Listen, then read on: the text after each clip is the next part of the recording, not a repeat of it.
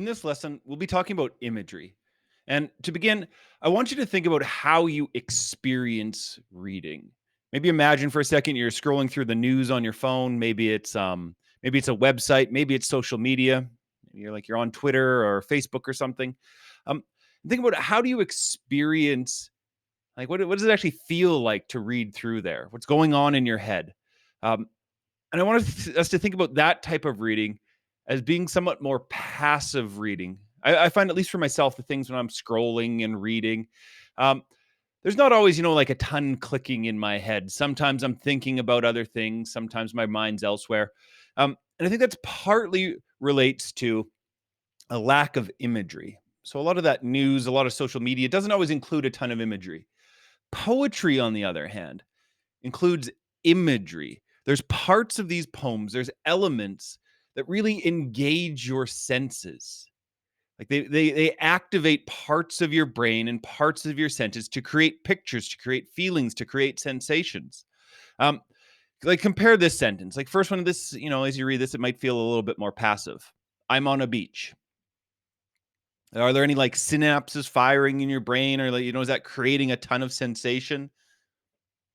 If we compare that to something like this, it says, as the grit grinds between my toes and salt floats on the wind, I see white capped waves crash on the shore.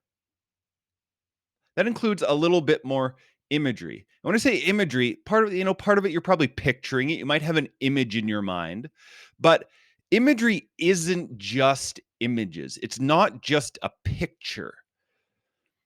It's all of your five senses. It's your sense of sight, your sense of hearing, touch, taste, smell. Creative writing and more creative forms like poetry should be engaging and can engage all five of your senses. Like if we go back to this sentence, it says, as the grit grinds. And that's more of like a sensation of touch, right? The sense of, having sand in between your toes, grit grinding in there. That's more touch. Salt floating on the wind. That's more of a smell, I think. If you imagine like being near the ocean or being near a beach, is that smell of salt in the air. And white capped waves, and that's trying to add more to the visual side of it. You can actually see the wave crashing over. And that final word, crash, highlighted. That's the sound as well. So in this sentence, it's trying to connect to like touch and smell and sight and sound, which is this sense of imagery. It's engaging more of your senses. Over the next couple of videos, we'll go through these senses one by one and look for some clues to identify them and some examples in poetry.